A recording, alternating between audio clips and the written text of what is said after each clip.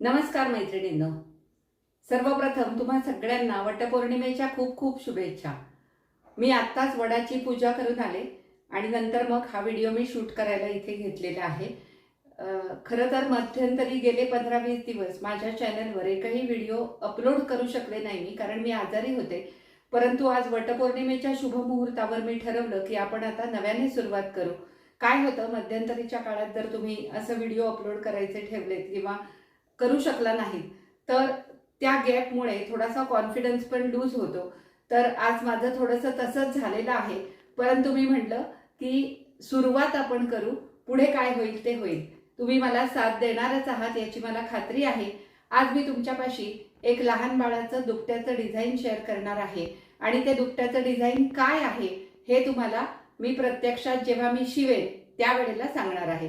चला तर आता जास्त वेळ न दवडता आपण व्हिडिओला सुरुवात करू। हे बघा मैत्रिणींनो, हे लेफ्ट ओव्हर फॅब्रिक आहे। याच्यापासनं आता मी एका प्राण्याचं दुपटं बनवणार आहे।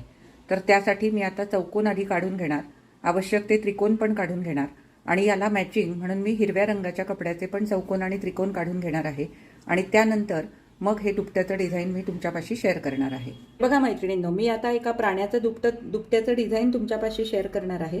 त्यासाठी ते जे लेफ्ट ओव्हर फॅब्रिक आहे त्या लेफ्ट ओव्हर फॅब्रिकमधनं मी 4 बाय 4 इंचाचे 25 चौकोन घेतलेले आहेत। या हिरव्या रंगाचे याला कॉन्ट्रास्ट मॅचिंग म्हणून 4 बाय 4 इंचाचे 15 चौकोन घेतलेले आहेत। हे जे हिरवे चौकोन आहेत खालचे हे 4.5 बाय 4.5 इंचाचे चौकोन आहेत आणि हे पिवळे जे आहेत हे पण 4.5 बाय 4.5 इंचाचे चौकोन आहेत। हे आहेत प्रत्येकी 12। तर हे मी त्रिकोणांसाठी घेतलेले आहेत। दरवेळेला मी ॲक्च्युअल त्रिकोण कापून हे जोडत असते, पण या वेळेला मी एक वेगळी पद्धत वापरून हे त्रिकोण जोडणार आहे। तर आता सगळ्यात आधी आपण हे त्रिकोण जोडून घेऊ आणि नंतर मग आपण डिझाईन बनवायला सुरुवात करू। हे जे मी 4.5 बाय 4.5 इंचाचे चौकोन कापलेले आहेत ते चौकोन एक हिरवा आणि एक पिवळा असे व्यवस्थित एकमेकांवर ठेवून आता मी याच्याबरोबर मधोमध तिरकी रेघ आधी एक मारून घेणार आणि नंतर पाव इंचावर दोन्ही बाजूनी ह्याला रेघा मारून घेणार आहे। ही अशी मारून घ्यायची आणि इकडनं पाव इंच किंवा पाव इंचापेक्षा थोडीशी कमी, तसंच इकडनं पण पाव इंचापेक्षा थोडीशी कमी अशी मी रेघ मारून घेणार। हे बघा, अशा या दोन्ही बाजूला मी रेघ, ही थोडीशी माझी तिरकी गेली होती परंतु मी ती आता सरळ केलेली आहे। असंच या 4.5 बाय 4.5 इंचाच्या सगळ्या चौकोनांना मी आधी करून घेणार आहे आणि त्यानंतर मग त्याला मी टिपा मारून घेणार आहे। हे बघा, आता 12तल्या 11 चौकोनांना मी हे असं करून घेतलेलं आहे। हा एक मी शिल्लक ठेवलाय। हा का शिल्लक ठेवलाय हे मी तुम्हाला पुढे सांगणार आहे। तर आता मी काय करणार, ही मधली रेघ तशीच सोडून याला साईडला ज्या मी रेघा मारून घेतलेल्या आहेत तिथे मी या सगळ्याला टिपा मारून घेणार आहे।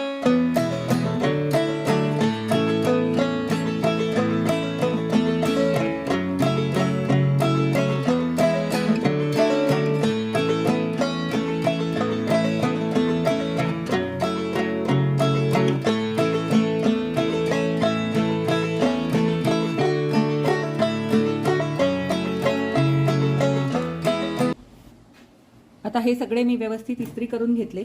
आता हा जो आहे, हे जे दोन तुकडे आहेत हिरवा आणि पिवळा, याला मी अशी डिश ठेवणार आणि थोडासा राऊंडमध्ये याला शेप देणार, कारण हा जो तुकडा आहे हा मला त्या प्राण्याच्या पाठीमागच्या भागाला म्हणजे शेपटीच्या इथे हा मला जोडायचा आहे। पूर्ण राऊंड नाही घ्यायचा, थोडासा राऊंड घ्यायचा। हा थोडासा इकडे असा आणून जोडायचा, हा असा। आणि आता हे मी कापून घेणार। आता काय करायचं, हा पिवळा भाग आणि हा हिरवा भाग हे दोन्ही एकमेकांना जोडून घ्यायचे, हे असे, आणि मग ह्याचा चौकोन तयार करायचा। हा बरोबर इथे असा ठेवून राऊंडमध्ये ह्याला जोडून घ्यायचा।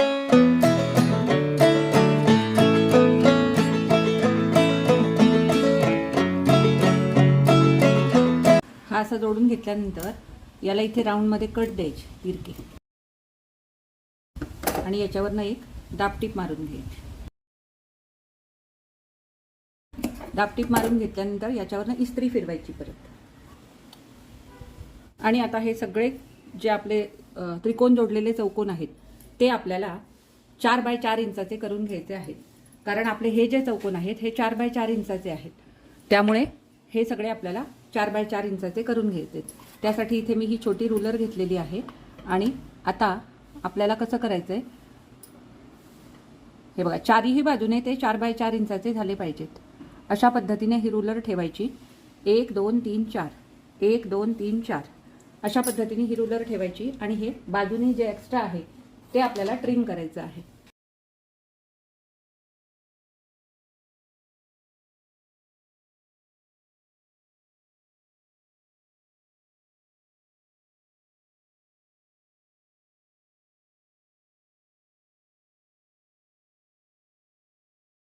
अशा प्रकारे हे सगळे चौकोन मी ट्रिम करून घेते आणि नंतर आपण डिझाईन बनवायला सुरुवात करू.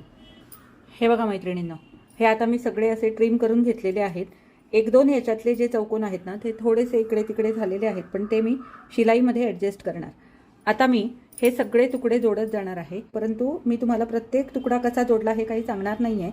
तुम्ही ते बघत जा आणि पहिली ओळ झाल्यानंतर, दुसरी ओळ झाल्यानंतर, जे काय सगळ्या ओळी असतील त्या सगळ्या ओळी झाल्यानंतर याचा एक फायनल लुक मी तुम्हाला दाखवणार आहे. त्यावेळेला तुम्ही याचा स्क्रीनशॉट काढून घेऊ शकता जर तुम्हाला अशा प्रकारचं दुपटं बनवायचं असेल तर. तर आता हे मी डिझाईनप्रमाणे सगळं जोडत जाणार आहे.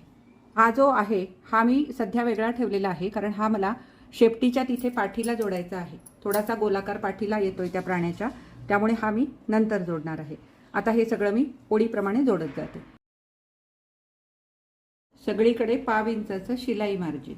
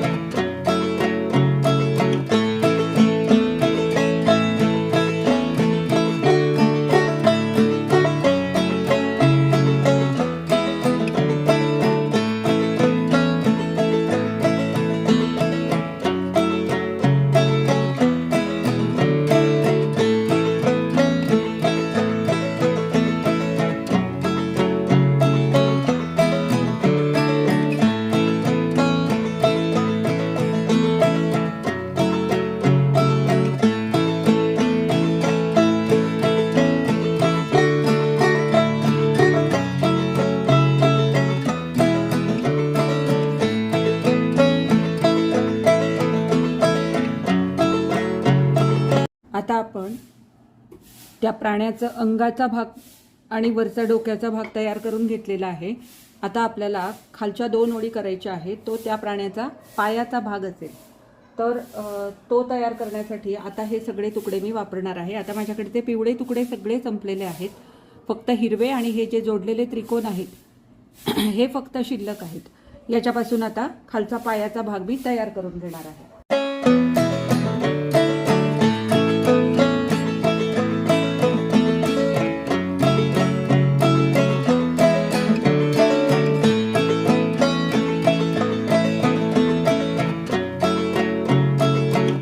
इथे आल्यानंतर माझ्या लक्षात आलं की इथे मला अजून एक पिवळा तुकडा लागणार आहे. आणि आता माझ्याकडे तसा चौकोन काही शिल्लक नव्हता, म्हणून हे 2 तुकडे मी जोडून घेतलेले आहेत. आणि याचा आता 4 बाय 4 इंचाचा चौकोन करून इथे मी लावून घेणार.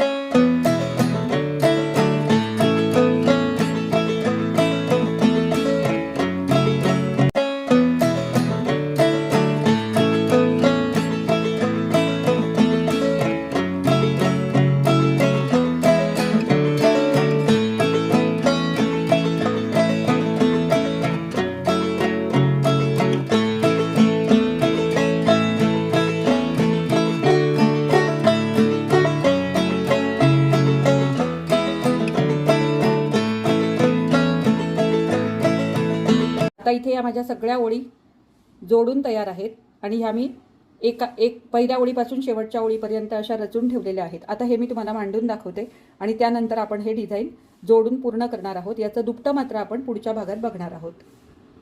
ही झाली पहिली ओळ, दुसरी ओळ, ही झाली तिसरी ओळ, ही झाली चौथी ओळ, ही झाली 5वी ओळ, ही झाली 6वी ओळ आणि ही झाली 7वी ओळ. हे बघा, हे असं मी आता मांडलेलं आहे. आणि आता मी तुम्हाला या प्राण्याचं नाव सांगते. मी हे वाघाचं दुपटं बनवलेलं आहे. आता इथे तुम्हाला त्याचा ॲक्च्युअल लूक कळणार नाही, परंतु जोडल्यानंतर त्याला जेव्हा आपण डोळे आणि मिशा काढू त्यावेळेला तो ॲक्च्युअल वाघासारखा तुम्हाला दिसेल. तर अशा प्रकारे हे वाघाचं दुपटं मी बनवलेलं आहे. तर हा आता रफ स्केच आहे हे. तर तुम्हाला जर आत्ता याचा स्क्रीनशॉट काढून घ्यायचा असेल तर तुम्ही काढून घेऊ शकता, किंवा पूर्ण झाल्यानंतर पण तुम्ही याचा स्क्रीनशॉट काढून घेऊ शकता.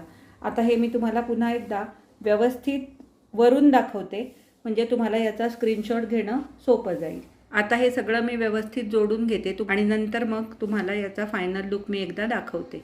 आता ह्या ओळी जोडताना आपल्याला ह्या मधल्या ज्या शिवणी आहेत त्या मॅच करणं खूपच गरजेचं आहे. त्याच्याशिवाय त्याला तो लूक येणार नाही. तर ह्या शिवणी जिथे सरळ आहेत तिथे सरळ आपण घ्यायच्या, आणि जिथे ह्या तिरक्या आहेत तिथे हा आतला जो भाग आहे हा मॅच होईल अशा प्रकारे आपल्याला हे जोडायचं आहे. इथे पण आपल्याला 1/2 इंच शिलाई मार्जिन ठेवायची आहे.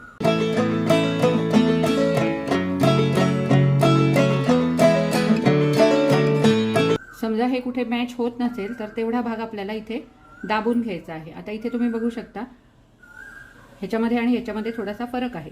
तर त्यावेळेला हा भाग थोडासा आतमध्ये दाबून घ्यायचा.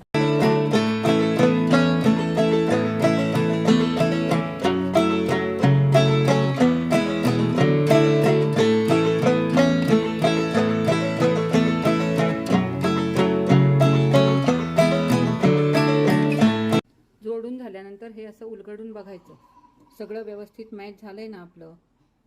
थोडासा असा डिफरन्स आला तरी काही आपल्याला फरक पडत नाही फारसा, पण इथे शक्यतो ते मॅच व्हायला हवं.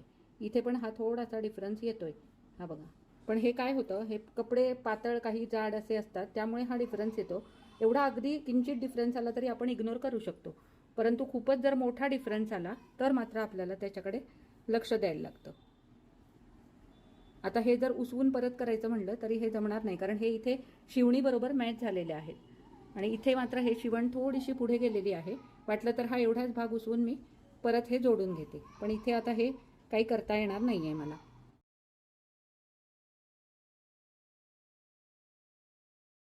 इथे मी हा थोडाफार मॅच करायचा प्रयत्न केला, परंतु तो थोडाफार तसं ते होणारच, कारण हा कपडा पातळ आहे, हा कपडा थोडासा जाड आहे. आता याची पुढची ओळ मी जोडायला घेते.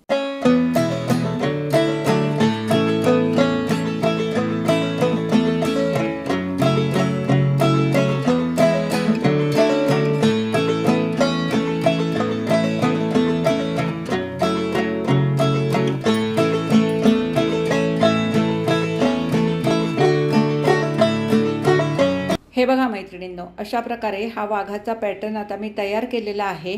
आज मी फक्त पॅटर्न तयार केला, याचं जे फायनल लूक आहे तो मी केलेला नाही. म्हणजे याच्यावर मी जे अंगावर पट्टे काढणार आहे किंवा या वाघासाठी डोळे मिशा जे काही सगळं करणार आहे ते मी पुढच्या भागामध्ये करणार आहे. आधी मी याचं पूर्ण बाइंडिंग करून घेणार आणि त्यानंतर मग याच्यावर ते पेंटिंग करणार आहे, आणि त्यानंतर मात्र तुम्हाला ॲक्च्युअल हा वाघाचा जो लूक आहे तो तुम्हाला समजेल. तर तो व्हिडिओ मात्र बघायला तुम्ही अजिबात विसरू नका, कारण त्याच्यामध्ये ॲक्च्युअल तुम्हाला या क्विल्टचा जो काही लूक आहे तो बघायला मिळेल. तर आजचा हा व्हिडिओ तुम्हाला इथपर्यंत जो मी शूट केला तो कसा वाटला हे मला कमेंट करून अवश्य कळवा. आवडला असेल तर लाईक करा, जास्तीत जास्त शेअर करा, हाईप करायला अजिबात विसरू नका. आणि याचा फायनल लूक बघण्यासाठी आपण नक्की भेटू पुढच्या व्हिडिओमध्ये.